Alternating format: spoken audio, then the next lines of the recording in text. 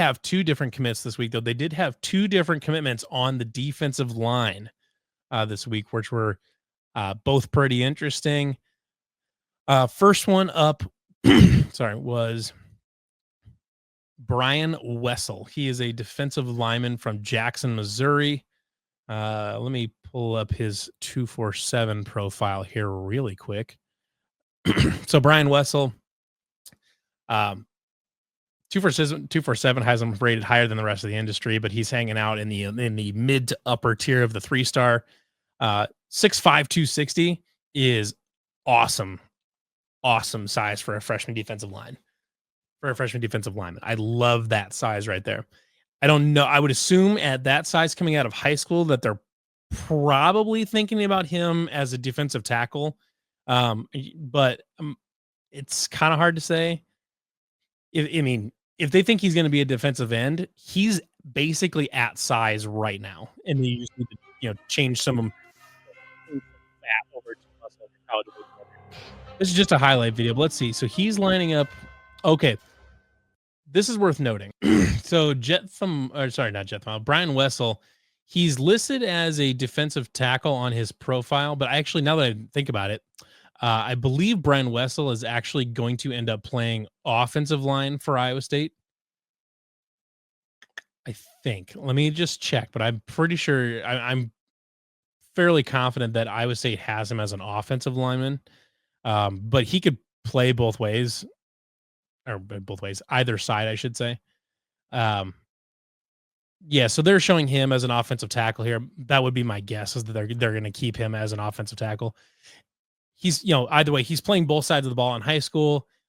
You like that he can play nose tackle spot in high school. That's an aggressive position. That's the type of mentality that Ryan Clanton typically likes to see from his guys. They're just being really aggressive and physical. But either way, 6'5", 260 coming out of high school is awesome size. You can do a whole lot with that. Regardless of which side he's playing, I would assume he's going to play offensive tackle. But that's really big. That's really big for a guy coming out of high school, no matter where he's playing. So interesting commitment there. We'll see a little bit more out of him. The other one here is Ajibola Afuye. I hope I'm pronouncing that correctly, but okay. So Ajibola Afuye is out of Stillwater, Minnesota. His only other offer per 247 anyways is from UNI, but he did get a look from Minnesota. 6'4", 230. He is actually a defensive lineman.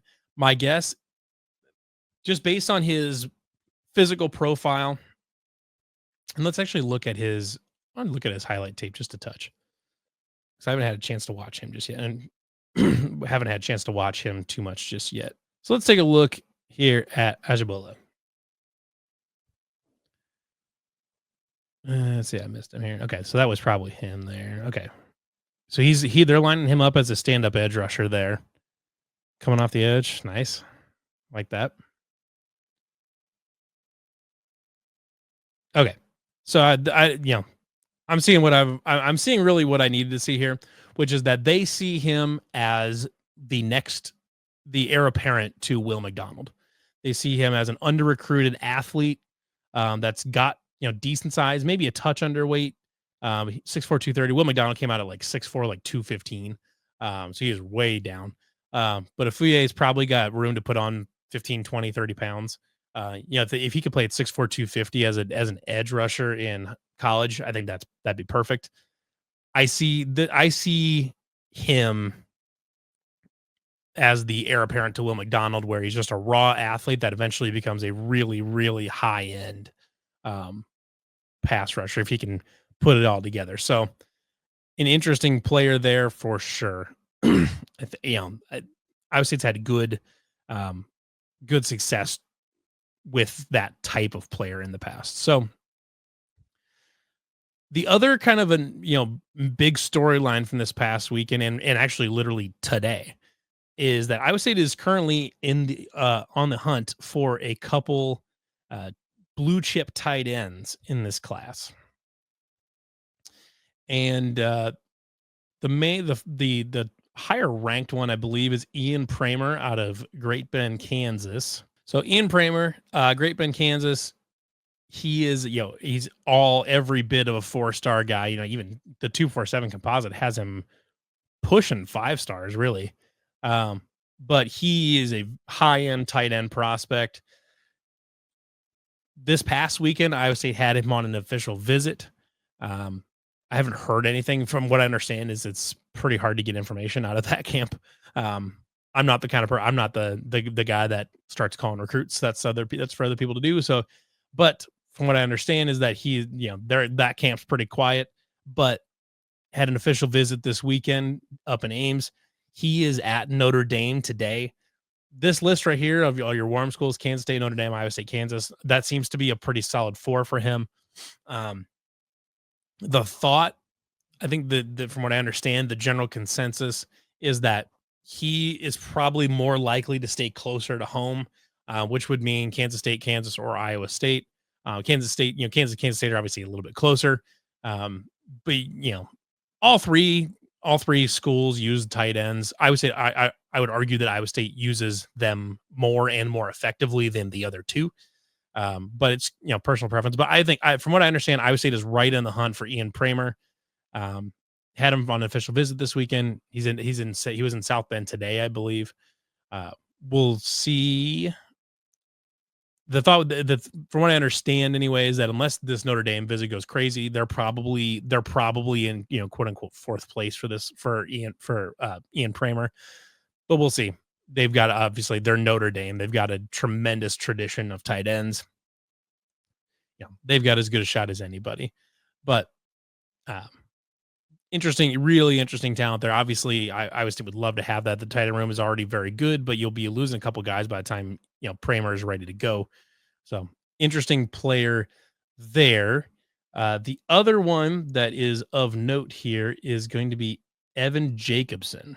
And if the name Jacobson sounds familiar to you, that is because he is the younger brother of former Iowa State basketball player Michael Jacobson, who played at Iowa State, played basketball at Iowa State and Nebraska. But then once he left Iowa State, actually became I think he played in Europe for a year or two, but then he eventually has found his way into the NFL and has been on various NFL rosters and practice squads for the last 4 seasons as a tight end, which is really interesting. From what I understand is he was a very good high school tight end himself, and just decided to play basketball. That said, his little brother is indeed a very good tight end and will definitely be playing football and probably at a very high end school. He's a 4-star across the board, 6'7", 220. He's a massive human being. Obviously coming from Waukee, right near there. From what I understand is all, Stanford, Texas A&M, Notre Dame, and Iowa State are all the leaders here. It sounds like Missouri has largely been ruled out.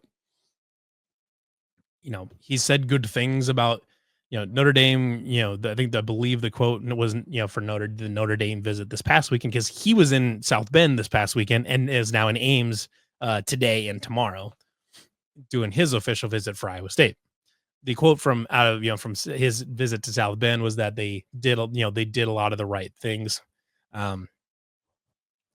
whatever that means. You'd have to imagine that Iowa State is right in the hunt here. Local kid, brother played here. I would say is a history of producing good tight ends.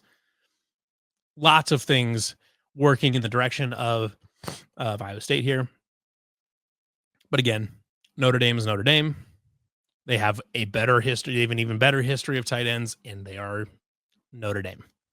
Texas A&M, high-end school, lots of money.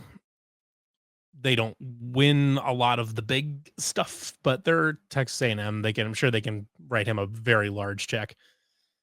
Stanford is the other one. From what I understand is that one would be an academic thing. And because that their head coach situation is up in the air. Their GM Andrew Luck hired Frank Reich as an interim coach for this season. but I think Stanford's still trying to get themselves stabilized for right now because that program's kind of down in the dumps at the moment. Since David Shaw got fired or stepped down or whatever, maybe he goes there. And if he goes to Stanford for the academics, I can't really blame him. It's Stanford. So if you're just talking about a football perspective, I would think that Iowa State, Notre Dame, and Texas A&M would definitely be his top three. Yeah, if he wanted to stay closer to home and be potentially a starter very early on in his career, I think Iowa State would be a great fit. But we will see. He was in Notre Dame. He was in South Bend on Saturday and is in Ames today and tomorrow. So it's worth noting that Iowa State is his most recent, will be his last official visit, I believe, per this list anyways. Iowa State is his last official visit. So he will be freshest in the mind there. If Iowa State can land either Pramer or Jacobson, I think that's a huge recruiting win. You love that. You feel great. I'd be blown away if they could get both of them. But if you could get one, that would be awesome. Iowa State had another tight end target from Kansas that actually committed to Kansas middle of last week. So that's, that guy's off the board, but it also takes up a spot at Kansas, which if Pramer wanted to commit to Kansas, I'm pretty sure that they would probably take him. I'm pretty sure Kansas would be fine with taking two tight ends in that class if you can get two guys like that. But, as far as Jacobson, if you could get either of them, that would be really awesome. And, I would say being Jacobson's last official visit, I think is meaningful. I think that would mean, I would think that would mean he would be making a decision fairly soon, but he could wait. I mean, honestly, he could wait a while. I don't know if he's going to get in necessarily any more offers because he's already a 4-star prospect. He's gotten pretty much all the high end offers. He's probably going to get, he's probably got, I'm sure he's got offers from all the big ones. There's Auburn, Florida State, Kansas State, Miami, Ohio State, Penn State. Yeah, he's got, sort of the SEC schools. He's got pretty much all of his big offers covered. So it's not like I don't think there's going to be any offer that comes up in the next, 6 months that would cause him to reconsider anything. But it'd be an interesting race here. I think if they could land Evan Jacobson here, I think that would be phenomenal. If you can't get, if you take Ian Pramer, if you get Ian Pramer but not Evan Jacobson, great. Either one of those would be perfect. But if they don't land either of them, I'm not 100% sure what their plan's gonna be. Because, like I said, the other one there was a that was on the board committed to Kansas last week. So I'm gonna look to see what they've got for offers out. Of course, and they could, doesn't necessarily have to be an offer that they have out right now. They may send, they may offer somebody kind of like they did this week where you offer somebody that camped or, something in that neighborhood. Dang it. So I think, I'm not sure exactly what their plan's going to be. They might look at someone that they camped with, but you really want to land Evan Jacobson or Ian Pramer for this class if you can. So that's definitely a race to keep your eye on this week. I don't know what the commitment timelines look like for either Ian Pramer or Evan Jacobson. Given that this is Jacobson's last official visit, I would have to imagine that he would be coming sooner rather than later.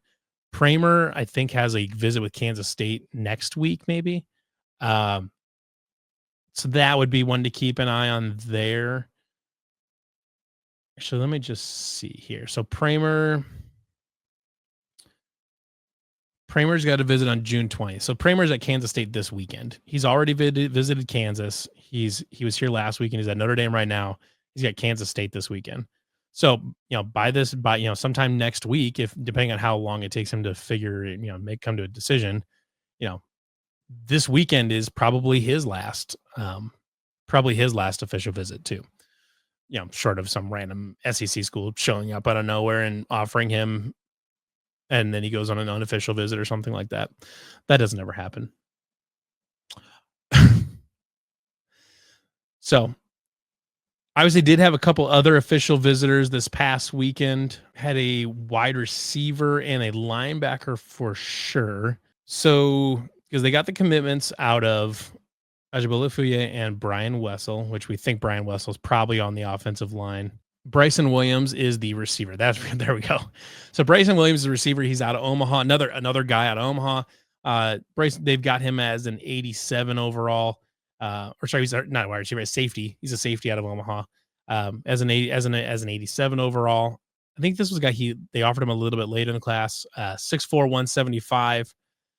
Little bit small, a little bit on the smaller side, but that's tall. That's like Malik Verdon size territory. If you can get him in and get him in the weight room, get him 20 pounds, over 20 or 30 pounds over his freshman year, through a redshirt year, if you can do that, you can turn him into Malik Verdon pretty quick, and you hope that he can stay healthier than that.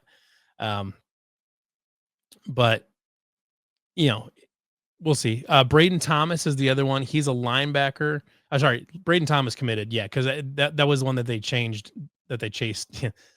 I'm getting all mixed up here. So Braden Thomas, there was a guy that they originally had to have on my campus, but he committed to Michigan State last weekend too. But they had another linebacker on campus from Bishop Heelan that is currently down to an Iowa State race as well. So that'll be an interesting one to watch. So that's kind of the recruiting roundup right now for June. It's been trying to keep all these offers and official visits and everything straight. But the main ones to keep watching here is the quarterback Easton Webb, since he's on, going to be on a visit here in the next couple days, and just decommitted as a baseball player. And this is probably going to be, I would say, its primary target at quarterback for this class now that Jet Tamala has gone to Bama. So keep an eye out on Easton Webb. And then we're also keeping an eye out on Ian Pramer and Evan Jacobson, the two tight ends, both of which Iowa State has a decent shot at. But we're competing. We are competing with some other really good schools there as well.